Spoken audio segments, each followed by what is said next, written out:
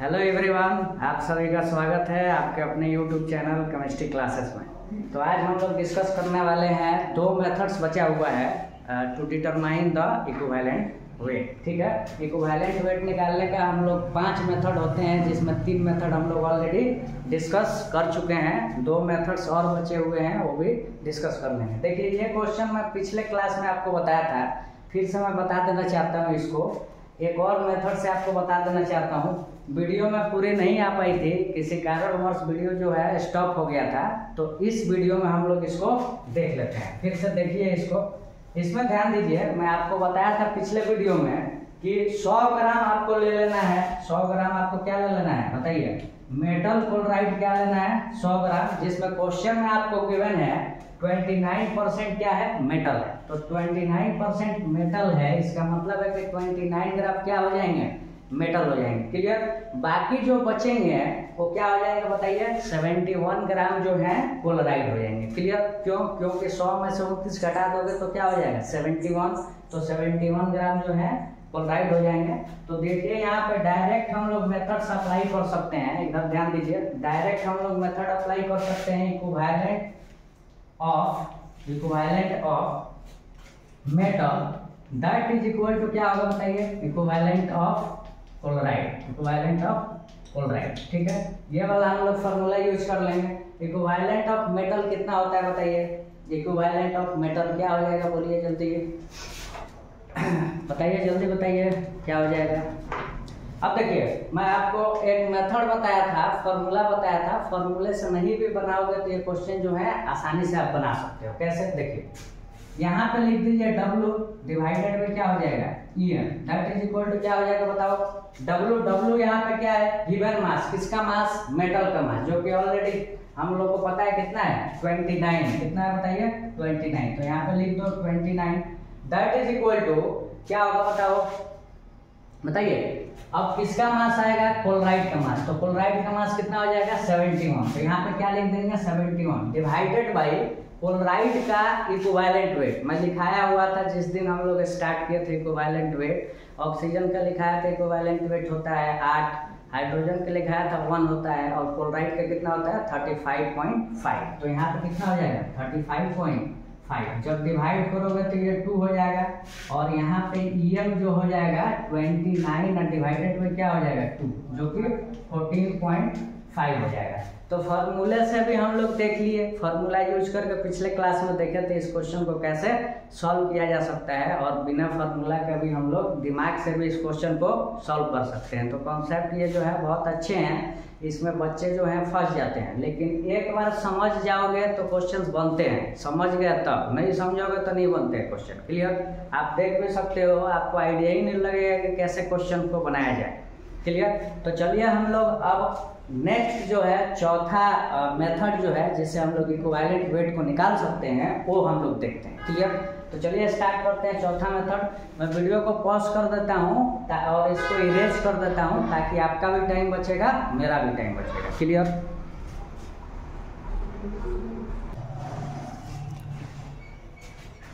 तीन मेथड्स हम लोग ऑलरेडी डिस्कस कर चुके हैं। ये देखिए, अब चौथा मेथड जो है मेटल डिस्प्लेसमेंट मेथड। ठीक है, ये जो मेथड है आपको 10th क्लास में भी पढ़ने को मिला होगा।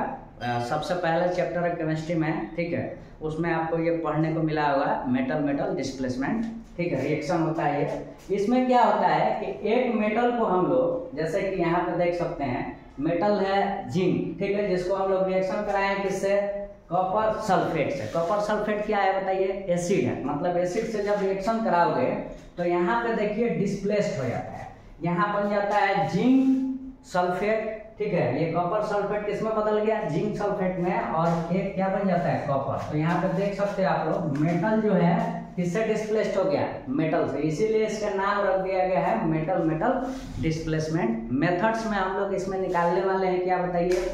Equivalent weight. अब क्वेश्चन में आपको दे देगा मास, दे देगा आपका किसका? जिंक का क्या दे देगा? मास। लेट अस सपोज इसका मास दिया हुआ है आपको क्वेश्चन में W1 ग्राम। क्लियर?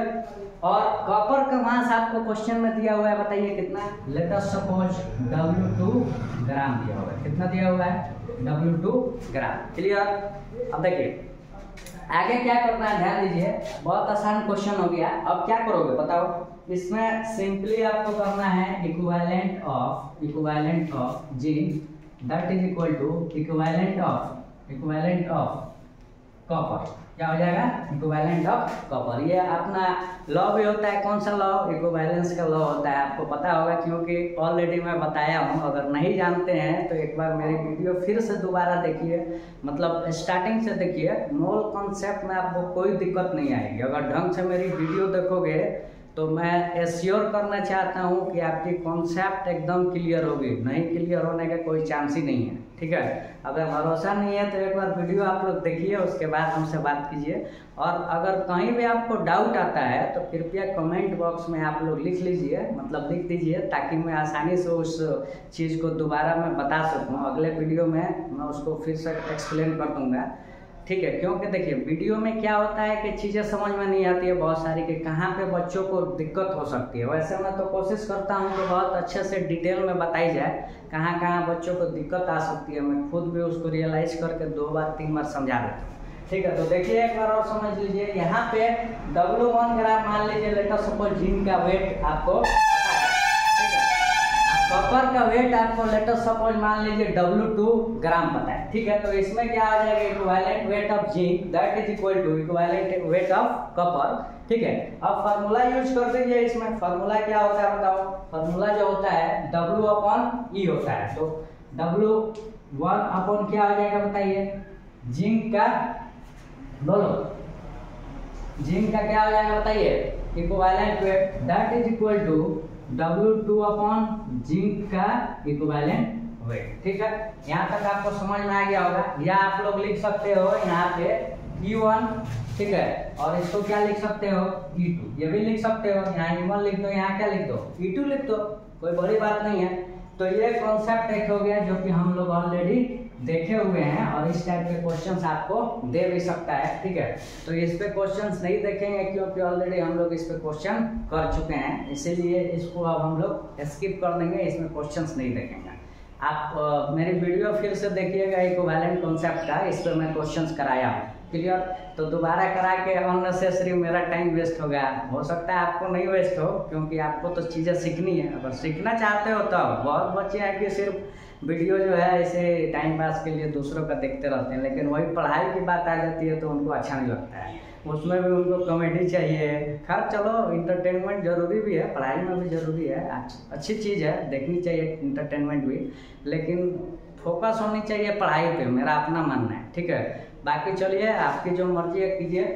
तो चलिए देखिए, चौथा मेथड हो गया। अब हम लोग समझेंगे पांचवा मेथड। पांचवा जो मेथड होता है डबल डिकम्पोजिशन मेथड होता है। क्या होता है, डबल डिकम्पोजिशन मेथड। तो इसको मैं पॉज करके मिटा देता हूँ और मेथड्स में लिख देता हूँ, फिर हम लोग आगे की चीज़ें जो हैं एक्सप्लेन करते हैं और समझते हैं चीज़ें।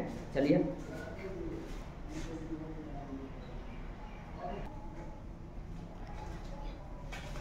तो देखिए, ये पांचवा मेथड है, डबल डिकम्पोजिशन मेथड। पांचवा मेथड है क्या निकालने का बताइए, इक्विवेलेंट वेट निकालने का पांचवा मेथड है। वो भी कब, जब n फैक्टर हमें नहीं पता होता, ठीक है। ऑलरेडी 4 जो हम लोग मेथड्स हैं देख चुके हैं, और पांचवा मेथड जो है इसमें देखिए डबल डिकम्पोजिशन मेथड जो होता है बहुत ही आसान होता है, बता देते हैं आपको।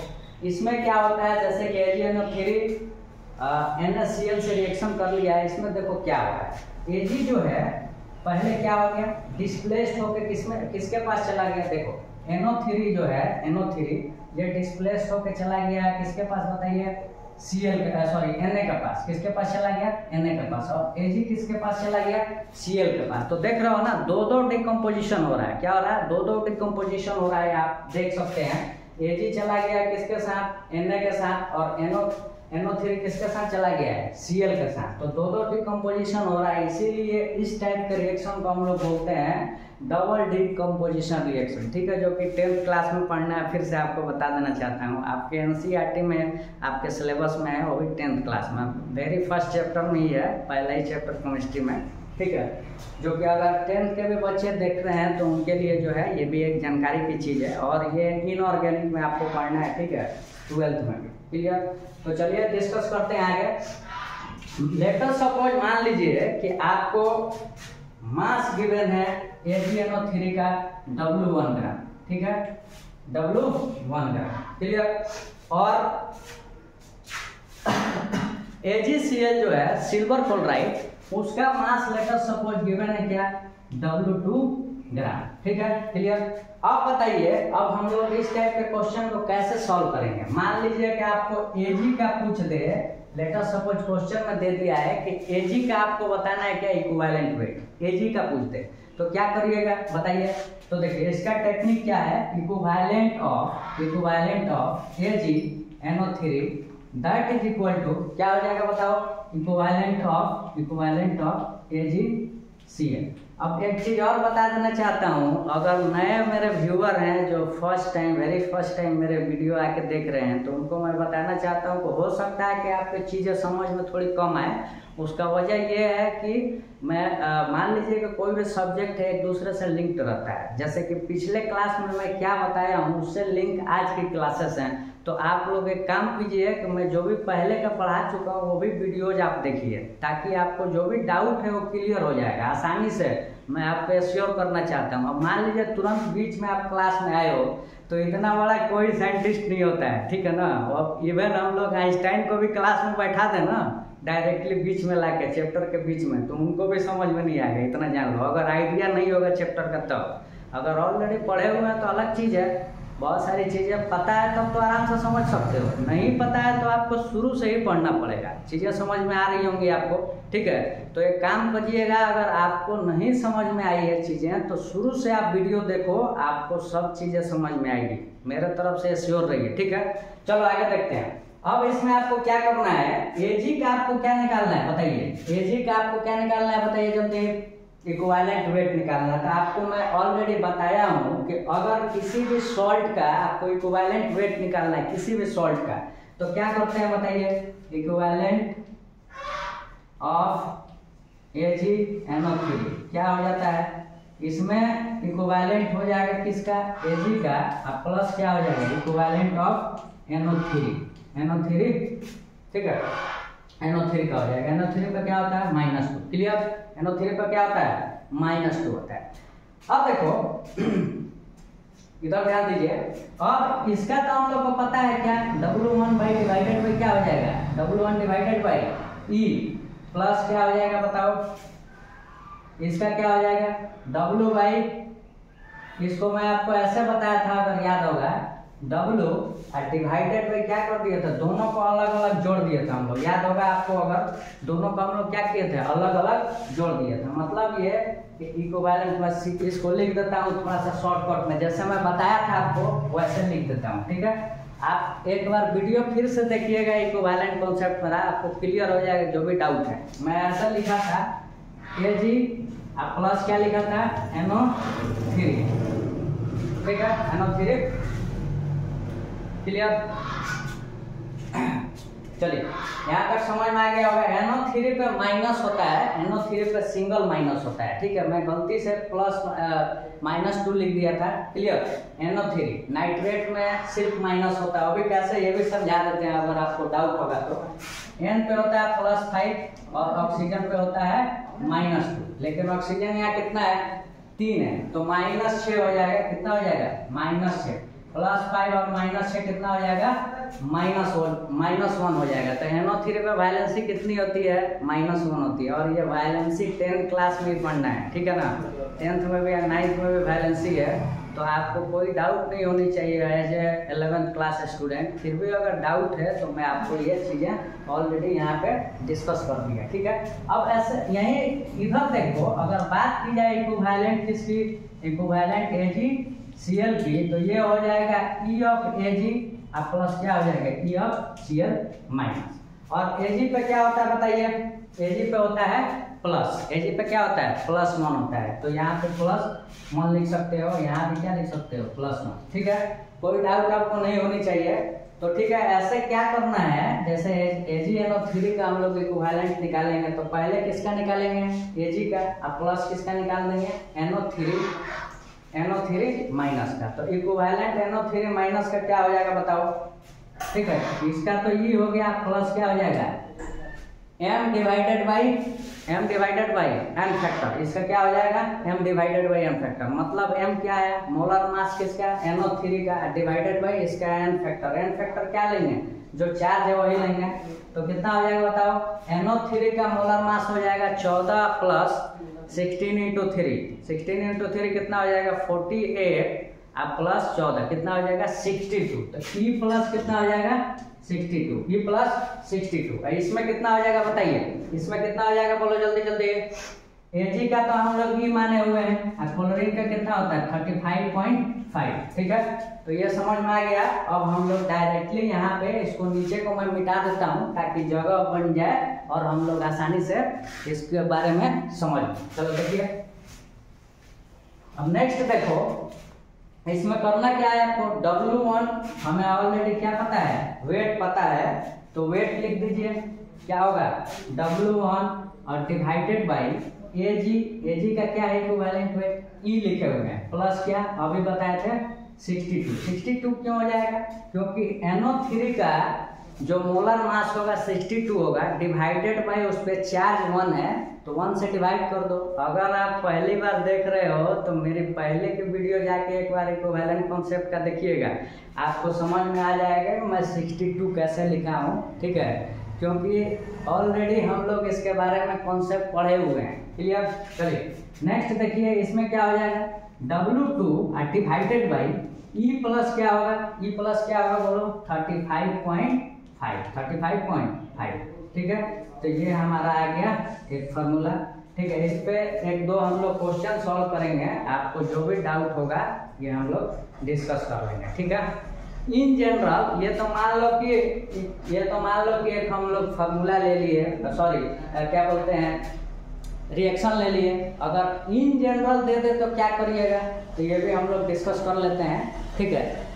इसको मिटा देते हैं, डिस्कस करते हैं। अब देखो इन जनरल लेटर सपोज मान लो ए बी जो है रिएक्ट कर रहा है किससे CD से, किससे रिएक्ट कर रहा है, ये भी किससे रिएक्ट कर रहा है CD से, तो क्या बना लेगा बताइए।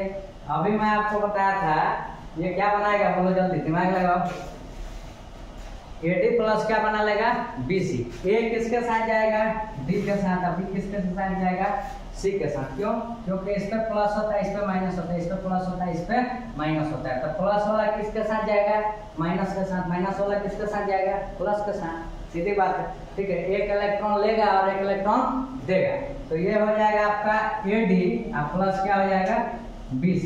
यहाँ तक तो समझ में आ गया। काफी गर्मी हो रही है, अभी मैं 2 बजे लगभग 2-2:30 बजे वीडियो बना रहा हूँ, अभी पसीना निकलना स्टार्ट हो गया है, लेकिन कोई बात नहीं है, बहुत मज़ा आता है मेहनत करके बच्चों को पढ़ाने में, मुझे तो मज़ा आता है पर्सनली, बाकी आप लोग भी मेहनत कीजिए, अच्छा करिएगा लाइफ में जरूर। हम तो यही उम्मीद से कर रहे हैं मेहनत की जरूर अच्छा करेंगे, मुझे उम्मीद है कि हम अच्छा करेंगे, ठीक है। बाकी आप लोग साथ दीजिएगा तो जल्दी अच्छा करेंगे, साथ नहीं दीजिएगा तो हो सकता है लेट से अच्छा करेंगे।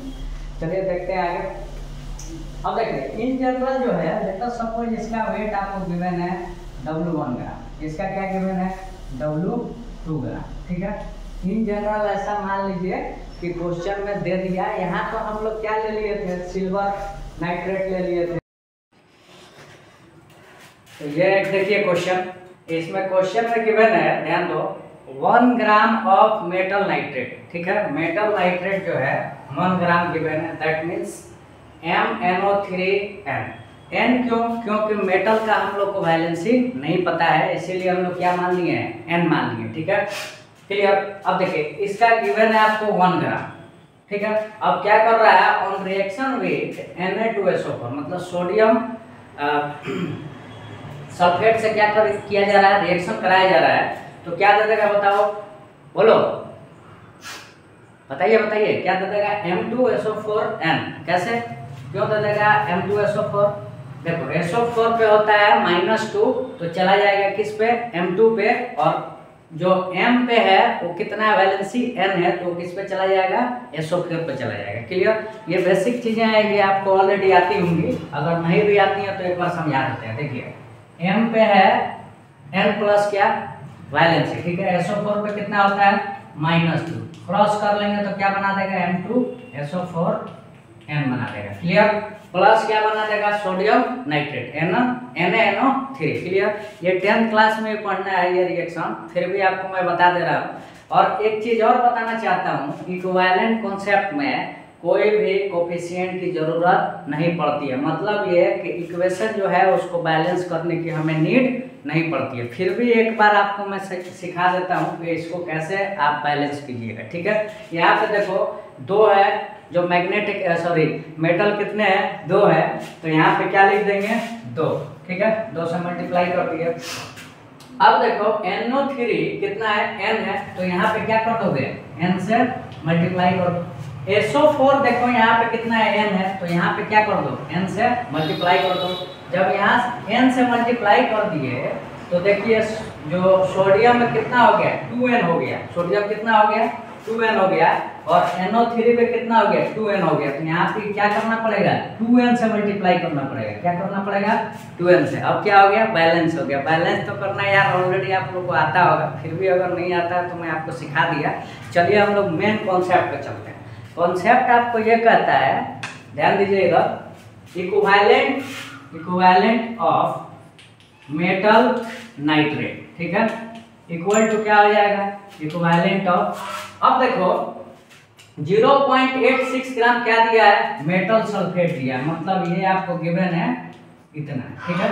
तो इक्विवेलेंट ऑफ क्या हो जाएगा, मेटल सल्फेट। क्या हो जाएगा बताइए, metal sulphate, clear, metal sulphate. या यहाँ पे मेटल नाइट्रेट भी लिख सकते हो। इसको क्या लिख सकते हो, मेटल नाइट्रेट भी लिख सकते हो, मेटल नाइट्रेट, क्लियर। कंफ्यूज नहीं होना है। तो दोनों क्या हो जाएगा, इक्वल हो जाएगा। अभी कुछ देर पहले मैं आपको बताया था कि इसका इक्विवेलेंट कितना हो जाएगा बताइए, W/E प्लस, बोलो कितना हो जाएगा, W/E प्लस 62 हो जाएगा, W/E प्लस 62। ये भी बता दिए थे 62 कैसे होगा अभी जस्ट। अगर आप लोग को नहीं समझ में आया है तो वीडियो को थोड़ा सा पीछे करके एक बार और देख लीजिएगा तो आपको समझ में आ जाएगा। तो यहाँ पे क्या हो जाएगा बोलिए, यहाँ पे हो जाएगा W कितना के बराबर बताइए, 1 डिवाइडेड बाई E प्लस कितना होगा, 62, that is equal to 0.86 divided by E plus कितना हो जाएगा, 48 क्यों हो जाएगा, क्योंकि SO4 पे क्या होता है, -2 होता है। SO4 पे क्या होता है, -2, ठीक है। दोनों को हम लोग अलग अलग निकाल देंगे। EM2SO4 का आपको हो जाएगा EM प्लस ESO4 -2, ठीक है। इसका तो हम लोग E मान लिए हैं, प्लस क्या हो जाएगा, इसका E मान लिए हैं, E प्लस 98 डिवाइडेड बाई 2 कितना हो जाएगा बताओ, 96 होगा ये, सॉरी माफ करिएगा, 96। क्यों 96 होगा, क्योंकि सल्फर का होता है एटॉमिक मास 32, अब प्लस हो जाएगा 4 × 16, 64 और प्लस 32 कितना हो जाएगा, 96/2 कितना हो जाएगा बताइए, 48 हो जाएगा, क्लियर। अब देखो यहाँ कैलकुलेशन करोगे तो इजीली आप लोग सॉल्व कर सकते हो। यहाँ पे कैलकुलेशन करने के बाद E का जो वैल्यू आएगा, E का वैल्यू आ जाएगा 38, कितना आ जाएगा, 38। ये आप लोग कैलकुलेशन कर लीजिएगा, E का वैल्यू आ जाएगा 38। इतना कैलकुलेशन मैं आप लोग के लिए छोड़ रहा हूँ। अगर आपको कैलकुलेशन नहीं आती है तो एक बार बताइएगा, मैं आपको आसान से आसान तरीके से कैलकुलेशन करना भी सिखाएंगे, कमेंट बॉक्स में बता दीजिएगा। और ये लास्ट टॉपिक है मूल कॉन्सेप्ट का। अगर किन्हीं को लगता है कि और थोड़ा सा बच गया, जैसे लॉज ऑफ केमिकल रिएक्शन बच गया है, तो अगर आप लोग बोलिएगा कमेंट बॉक्स में बता दीजिएगा कि लॉज ऑफ केमिकल रिएक्शन मैं बताऊं या नहीं बताऊं। उस पर 2-3 क्वेश्चन भी बता सकते हैं। 5 लॉ होते हैं, 5 लॉ डिस्कस हम लोग कर सकते हैं अगर आप लोग बोलिएगा तो। अगर बोलिएगा कि नहीं आसान है छोड़ दीजिए तो मैं छोड़ दूंगा, मेरे ऊपर है, ठीक है। लेकिन मेरे ऊपर तो है ही, मैं तो चाहूँगा तो पढ़ाई दूंगा, लेकिन कहने का मतलब आप लोग डिमांड करिएगा तो थोड़ा सा और अच्छा लगता है कि चलो हम बच्चों की तरफ से डिमांड आ रहा है, मेरे वीडियो पसंद आ रही है, ठीक है। तो एक बार आप लोग कमेंट बॉक्स में बताइए कि वीडियो बनानी है कि नहीं। केमिकल कंपोजिशन जो है, जैसे कि लॉज ऑफ केमिकल रिएक्शन है, लॉज ऑफ मास हो गया, और भी बहुत 5 लॉ हैं, ठीक है। डिस्कस हम लोग कर सकते हैं, आप लोग बताइएगा, ठीक है। आप लोग बताइएगा, आगे देखते हैं। यह क्वेश्चन हो गया। इससे भी एक और बेहतरीन हम लोग क्वेश्चन देखते हैं, इससे भी एक बेहतरीन क्वेश्चन है, डिस्कस करते हैं, ठीक है। अभी मैं वीडियो को पॉज कर देता हूं। तो चलिए ये क्वेश्चन देखिए, ये लास्ट क्वेश्चन है इस टॉपिक का, ठीक है।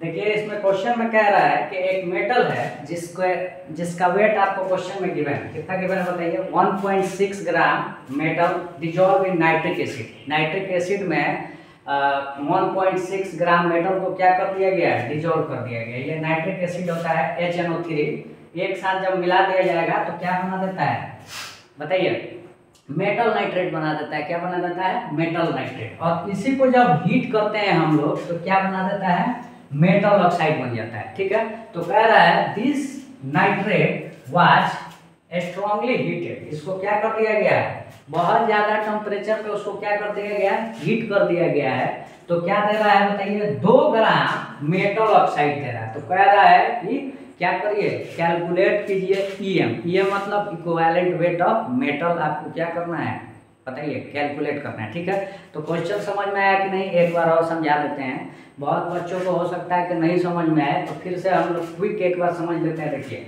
मेटल जो है डिजॉल्व किया गया है, 1.6 ग्राम मेटल को डिजॉल्व कर दिया गया किसमें, HNO3 में, जिसको हम लोग नाइट्रिक एसिड बोलते हैं, ठीक है। इसमें डिजॉल्व जब कर दिया गया तो ये क्या बना लेगा, मेटल नाइट्रेट बना देता है, ठीक है। और इसको क्या किया गया है, बहुत ज़्यादा स्ट्रांगली हीट जब करते हैं तो बना लेता है क्या, मेटल ऑक्साइड। क्या बना लेता है बोलो, मेटल ऑक्साइड। और बोल रहा है कि 2 ग्राम जो है मेटल ऑक्साइड बन रहा है। क्या बन रहा है, 2 ग्राम मेटल ऑक्साइड बन रहा है, ठीक है। और क्वेश्चन में पूछ रहा है कि कैलकुलेट EM मतलब होता है कि मेटल का इक्विवेलेंट वेट बताइए, ठीक है। बहुत आसान क्वेश्चन है, लेकिन बता दूंगा तब आसान लगेगा। ऐसे अगर तुम लोग बनाओगे तो पसीने निकलने लगेंगे, सही बता रहे हैं। अगर एग्जाम में इस टाइप का क्वेश्चन आ जाए, कोई आइडिया नहीं हो, तो आपसे नहीं बनने वाला है, हालत आपकी हो जाएगी खराब, ठीक है। तो चलिए कोई नहीं, मैं आप लोग के लिए हूँ यहाँ पे, अभी जिंदा हूँ, हालत ख़राब नहीं करनी है। बहुत आसानी से चीज़ें समझेंगे और क्वेश्चन भी हमारे सॉल्व होंगे, ठीक है। कोशिश करोगे तो बिल्कुल सॉल्व होंगे, नहीं होने का कोई चांस ही नहीं है। और जहाँ तक मैं पढ़ा दिया हूँ उससे बाहर क्वेश्चंस जाने ही नहीं वाले हैं नीट में, ये मैं आपको चैलेंज के साथ बोल सकता हूँ। अगर अभी भरोसा नहीं है तो 2025 में नीट एग्जाम देने के बाद हमसे संपर्क करिए, फिर आपको बताएंगे कि कौन सा पोर्शन हम नहीं पढ़ाए और कौन सा पढ़ा दिए।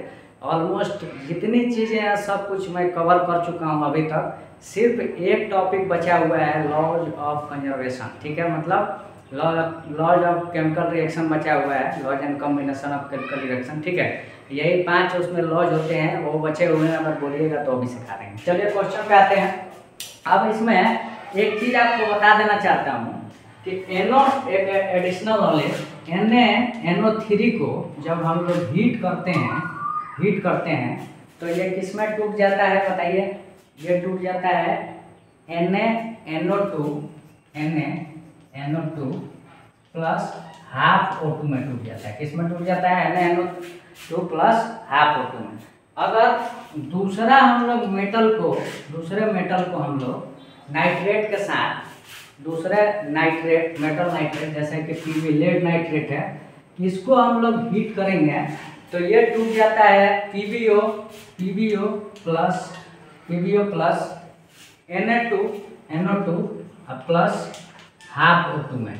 मतलब इसलिए मैं लिखा रहा हूँ, ये एडिशनल नॉलेज है आपके सिलेबस का। मतलब यहाँ पे जो मोल कंसेप्ट है इसका पार्ट नहीं है, ये इनऑर्गेनिक में पढ़ना है, लेकिन आपको मैं बता दे रहा हूँ एक एडिशनल नॉलेज, ताकि आपको मतलब ये भी चीज़ें क्लियर हो जाए। और इस पे क्वेश्चंस आए हुए हैं जेईई मेंस पे इस पे क्वेश्चंस आए हुए हैं डायरेक्टली, इनऑर्गेनिक में पढ़ना है। इसमें क्वेश्चन दे दिया था कि सोडियम नाइट्रेट को अगर हीट करेंगे तो किस में बदलेगा, तो ये बदल जाता है NaNO2 प्लस हाफ O2 में, ठीक है। लेकिन सिर्फ यही एकलौता एक्सेप्शन होता है, बाकी कोई भी मेटल नाइट्रेट को जब हम लोग हीट करते हैं तो ये किस में बदल जाता है, ऑक्साइड प्लस NO2 में प्लस किस में, O2 में, ठीक है। ऑक्साइड में बदल जाएगा उस मैग्नेट बोल रहे हैं, मेटल का, माफ करना बार बार मैग्नेट निकल जा रहा है, कभी कभी दिमाग जो है एक चीज़ को रीड कर लेता है, वही बोलता रहता है, मेटल, ठीक है।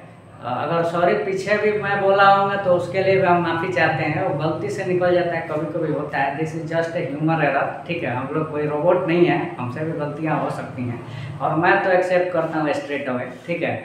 अब जो भी आप समझिए, हमारे अंदर वो क्षमता है, हमारा मुझे ऐसा लगता है कि गलती हो रही है तो मैं तुरंत एक्सेप्ट करता हूँ। बाकियों का मुझे नहीं पता है, बाकी थेथरोलॉजी करते हैं, हमारे बिहार में बोला जाता है थेथरोलॉजी भोजपुरी में, ठीक है। तो थेथर नहीं बनना है, ठीक है, क्लियर।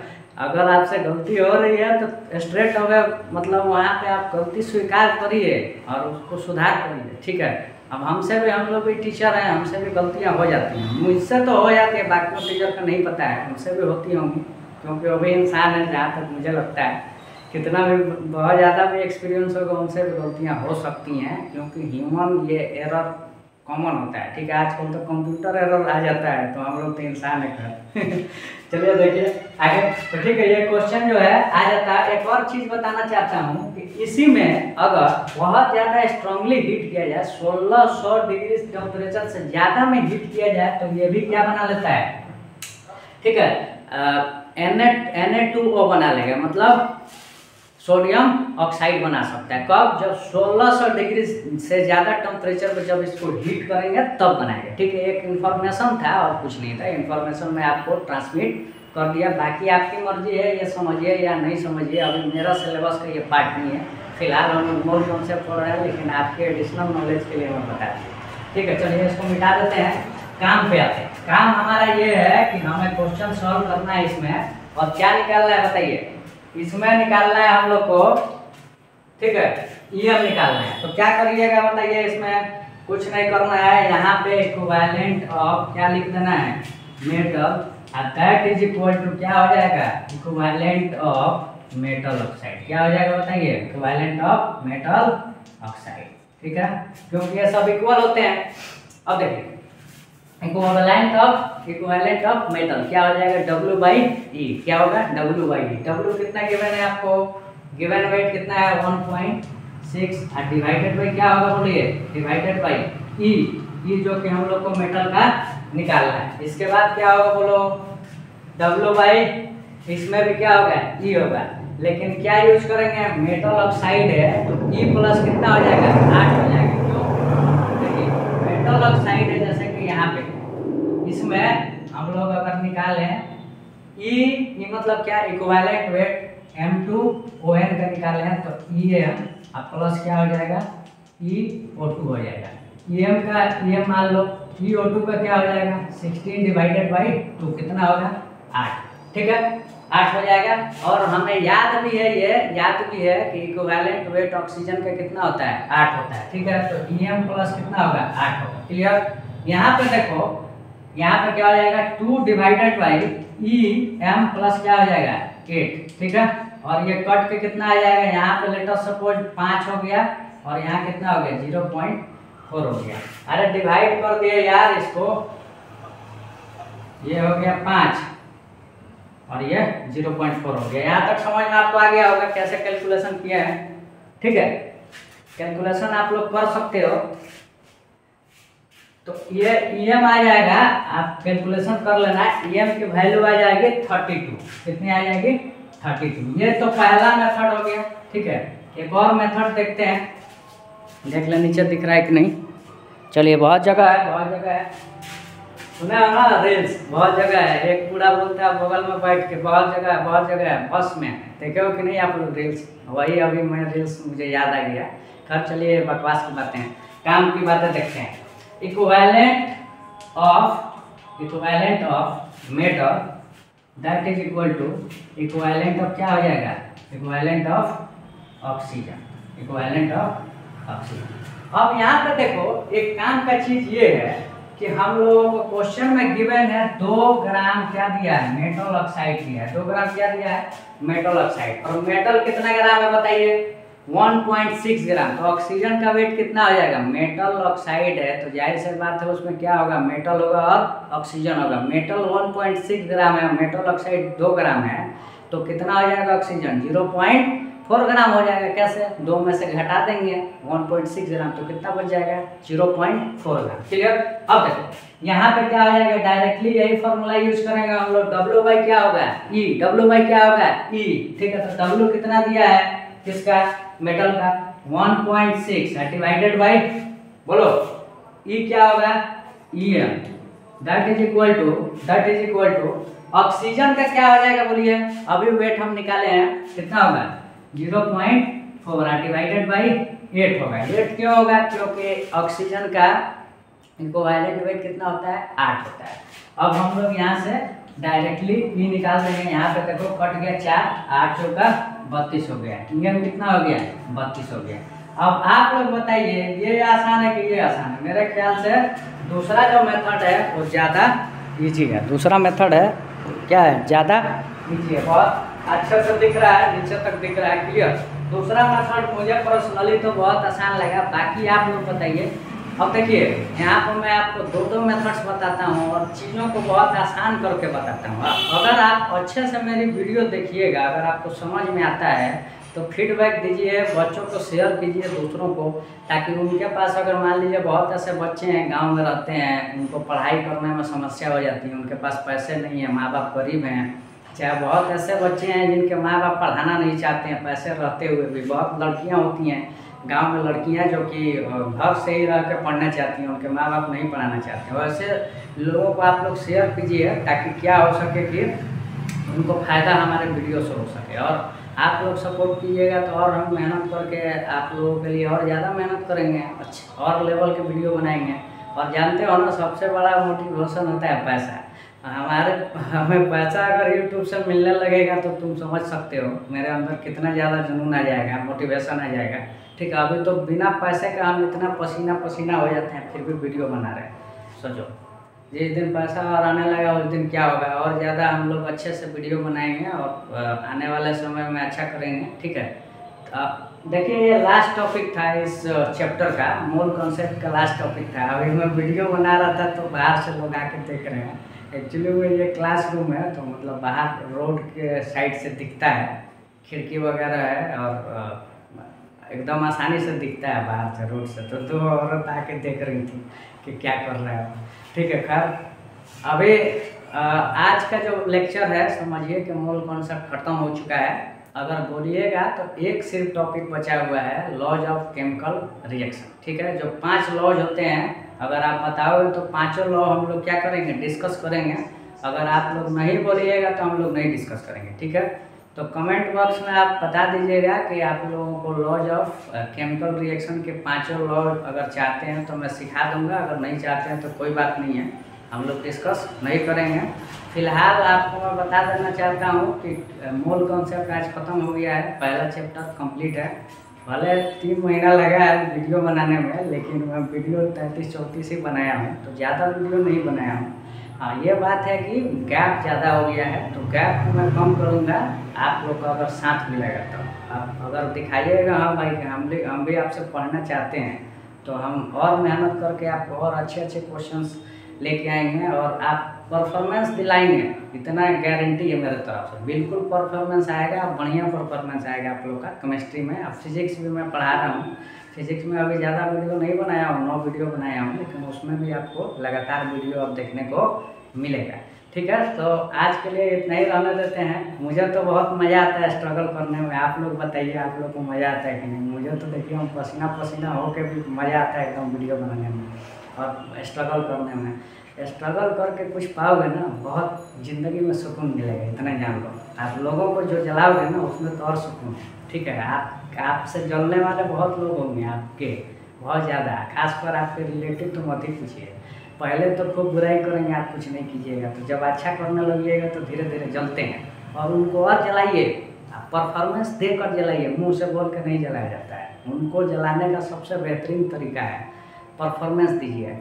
आप उनको सक्सेस हो के दिखाइएगा, हाँ भाई हम कर सकते हैं। और मैं अभी 1000 सब्सक्राइबर पूरा करने वाला हूँ, मुझे तो मज़ा आएगा तो जब मैं 1 मिलियन सब्सक्राइबर पूरा करूँगा। जितने भी लोग मुझे क्रिटिसाइज़ किए हैं उनके मुंह पे मैं बिना मारे एक थप्पड़ मारूंगा।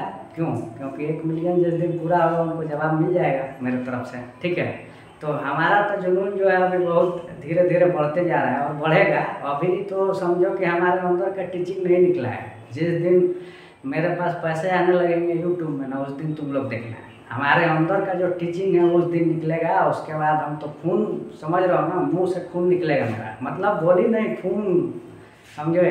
क्यों? क्योंकि भाई मोटिवेशन आएगा इतना ज़्यादा कि उसके बाद तो हम लोग फिर समझो कि हिला देंगे, पूरा दुनिया हिलाने वाले ताकत रखते हैं हम लोग, ऐसे लोग हैं। हम अपने बारे में बात कर रहे हैं, ठीक है। खैर चलिए, बहुत मज़ा आता है आप लोग को पढ़ाकर, और धीरे धीरे और हम लोग बहुत सारी चीज़ें सीखेंगे आने वाले समय में। केमिस्ट्री भी सीखेंगे, फिजिक्स भी सीखेंगे, और बहुत अच्छे लेवल का सीखेंगे। हमारे अंदर उतना जुनून है। आप लोग सीखना चाहते हैं तो कमेंट बॉक्स में बताइए, अच्छे लेवल का डिस्कस करेंगे। फिजिक्स भी, केमिस्ट्री तो चल ही रहा है, फिजिक्स भी बहुत मस्त एकदम कॉन्सेप्ट सीखेंगे। आने वाले समय में आप लोग भी बोलिएगा कि हाँ, एक अच्छे टीचर से हम पढ़ाई किए हैं, ठीक है। और आपको हम कभी भी, मेरे तरफ से इतना एश्योर रहिए, क्वेश्चन आपसे बनेगा। मैं बहुत एनालाइज करके यहाँ वीडियो बनाता हूँ, और कोशिश करता हूँ कि बच्चे हमारे से सीखें और अच्छा अपने लाइफ में करें। अभी भले से मैं कुछ नहीं कर रहा हूँ, कुछ क्यों नहीं कर रहा हूँ, पढ़ा रहा हूँ। इससे बड़ा कोई दुनिया में चीज़ है क्या? पढ़ाने से बड़ा कोई दुनिया में चीज़ नहीं है। और मेरा अपना मानना है कि टीचर जो होते हैं दुनिया का सबसे सर्वश्रेष्ठ व्यक्ति कहलाते हैं। क्यों? क्योंकि उनके वजह से बहुत सारे लोग बहुत सारी चीज़ें सीखते हैं, और हम लोग सीखे हुए हैं तभी आपको सिखा रहे हैं। ऐसे ही मुंह उठा के आपके सामने, कैमरे के सामने तो आया नहीं है। जानकारी है तभी आपको हम पढ़ाना चाह रहे हैं, और पढ़ा भी रहे हैं। अभी ठीक है, ज़्यादा अचीव नहीं किए हैं, लेकिन आने वाले समय में हम भी अचीव करेंगे। मैं भी अचीव करूँगा, आप लोग भी देखिएगा। आने वाले समय में मैं आपको बोल देना चाहता हूँ कि मैं करके दिखाऊँगा, और उस टाइप का मैं व्यक्ति हूँ, ठीक है। हमारे अंदर बहुत ज़्यादा, समझो कि एक तरह से उसको लोग भले से बोलते हैं कि ज़्यादा घमंडी है, इसको घमंड नहीं बोलते हैं, इसको परसिस्टेंट बोलते हैं। एक चीज़ जो ठान लिए तो करना है तो करना है, सीधी बात है, भले दुनिया पलट जाए। तो आप लोग भी लगे रहिए। और इसमें 2 क्वेश्चन आपको लास्ट में मैं कराया हूँ, और जितने भी मेथड्स हम लोग पढ़े हैं सब में डिस्कस हम लोग ऑलरेडी क्वेश्चंस भी किए हुए हैं, तो आपको कोई परेशानी नहीं होनी चाहिए। तो मोल कॉन्सेप्ट में जो टॉपिक बचा है बस एक, और एवोगैड्रोज नंबर में आपको डिफाइन नहीं किया था। स्टार्ट जब किया था तो शुरू में थोड़ा सा रैंडमली मैं पढ़ाया था, तो बोलिएगा तो एवोगैड्रोज नंबर को भी हम लोग डिफाइन कर देंगे। और वैल्यू जो है 6.023 × 10⁻23, और कहाँ से आता है वो भी मैं बता दूंगा। क्योंकि शुरुआत में मैं थोड़ा सा एक्चुअली वीडियो यूट्यूब पे मैं नहीं बनाने वाला था, वो ऐसे ही डेमो वीडियो में बनाया था, ठीक है। तो सिस्टमेटिक वे में नहीं बना पाया था स्टार्टिंग से, तो उसके लिए माजरत आपसे हम चाहते हैं। लेकिन आप लोग डिमांड करिएगा तो उसको भी मैं बताऊंगा, ठीक है। और हम लोग और अच्छे से चीज़ें सीखेंगे। अब आपको जो भी डिमांड होगी, जो भी टॉपिक आपको पढ़ना है, एक्स्ट्रा टॉपिक भी आप लोग कमेंट बॉक्स में बताइए, उसको मैं अच्छे से अच्छे लेवल का एक्सप्लेन करने की कोशिश करूँगा, ठीक है। अभी शुरुआत है, 50वां वीडियो ये है। आने वाले समय में जब 500 से 1000 वीडियो बना देंगे तो आप लोग भी समझ सकते हो, हमारे अंदर भी उतना काबिलियत आ जाएगी कि चीज़ों को बहुत आसानी से स्मूथली रख सकते हैं, ठीक है। अभी फ़िलहाल तो थोड़ा सा सेटअप की कमी है, लेकिन मज़ा आता है ऐसे ही पढ़ाने में। स्टार्टिंग में स्ट्रगल करने में जो मज़ा है ना, किसी में नहीं है, ठीक है। अभी आपको डिजिटल बोर्ड में प्रोवाइड कर दूँगा, मेरे ही अंदर परसिस्टेंसी नहीं रहेगी, कंसिस्टेंसी नहीं रहेगी तो क्या ही फ़ायदा है, ठीक है। अभी भले से ब्लैक बोर्ड है, लेकिन हाँ इतना मैं जानता हूँ कि मैं अपने दम पे मेहनत करके ब्लैक बोर्ड से आपको डिजिटल बोर्ड भी प्रोवाइड करूँगा। ये मेरा वादा है, और मैं टिक गया तो ये करूँगा, ठीक है। आप लोग भी हमारा साथ देंगे, मुझे बहुत यकीनन पता है इस चीज़ के बारे में, ठीक है। और आप लोग का प्यार सुने है तभी तो 985 सब्सक्राइबर हमारे पास अभी हो गए हैं, उससे ज़्यादा ही हो गए हैं, ठीक है। आने वाले 1-2 दिन में मुझे लगता है कि 1000 सब्सक्राइबर इस मंथ पूरा हो जाएगा।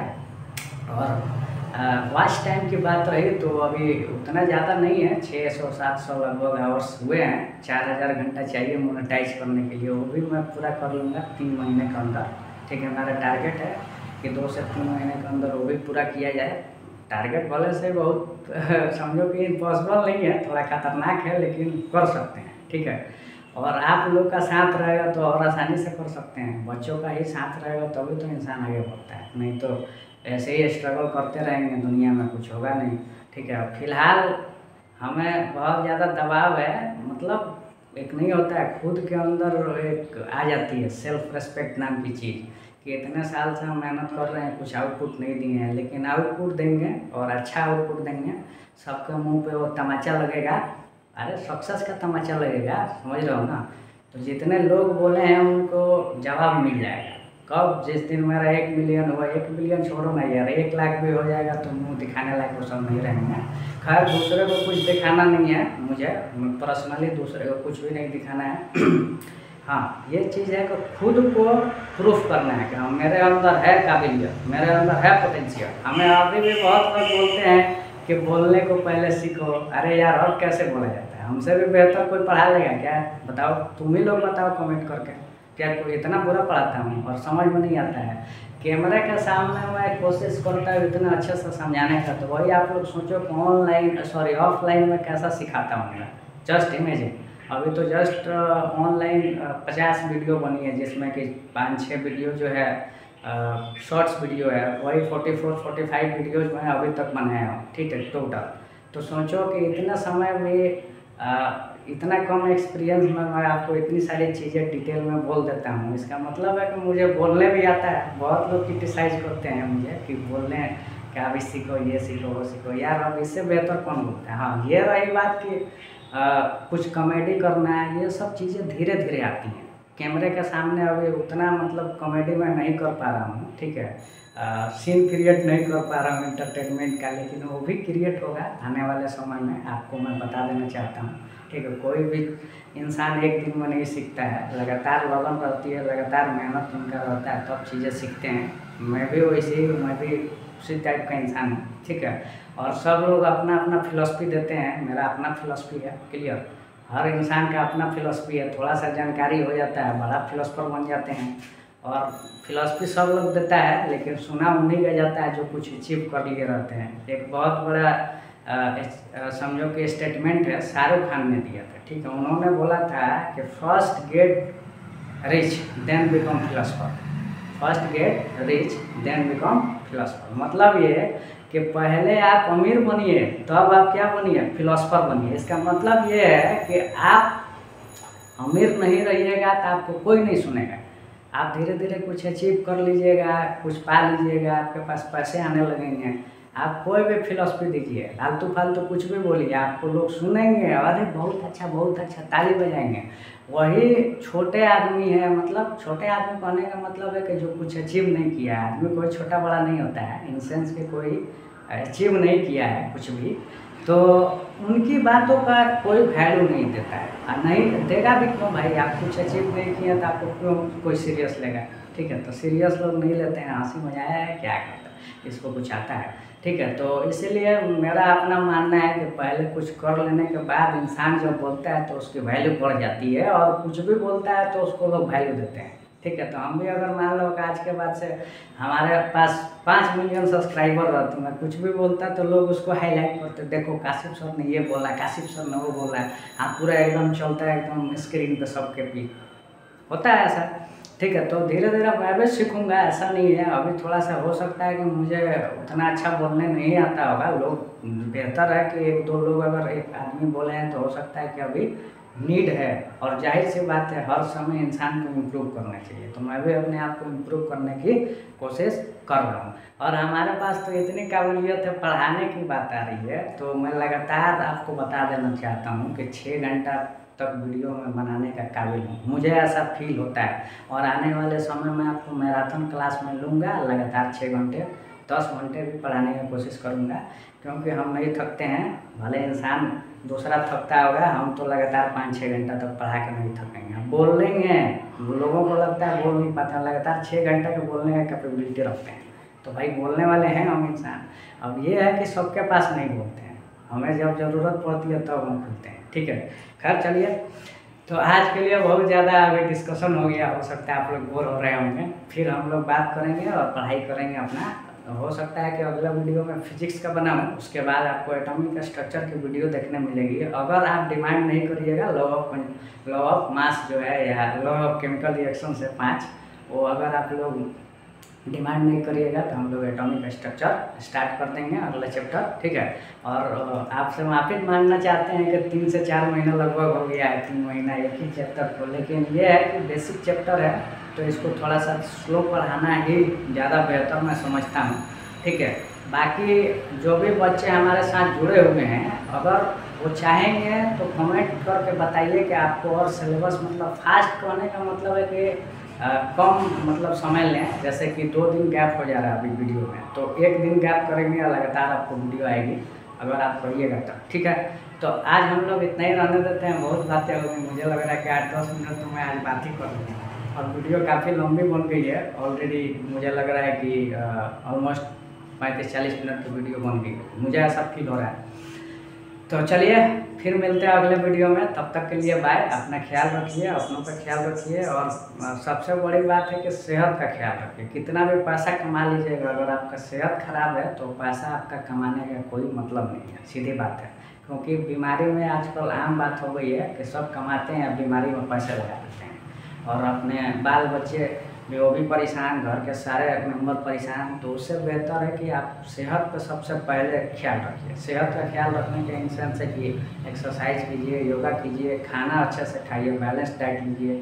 ये सब चीज़ें सबसे इम्पोर्टेंट है लाइफ में। भले से दूसरा कुछ नहीं करिए, लेकिन सेहत का तो ख्याल जरूर रखिए। सेहत अगर अच्छा रहेगा तो हर चीज़ इंसान कर सकता है। सेहत अगर अच्छा नहीं है तो कुछ करने में मज़ा नहीं आता है। मेरा अपना मानना है, भले आपका ओपिनियन अलग होगा, हो सकता है। तो चलिए, जय हिंद। फिर मिलते हैं अगले वीडियो में, तब तक के लिए बाय बाय।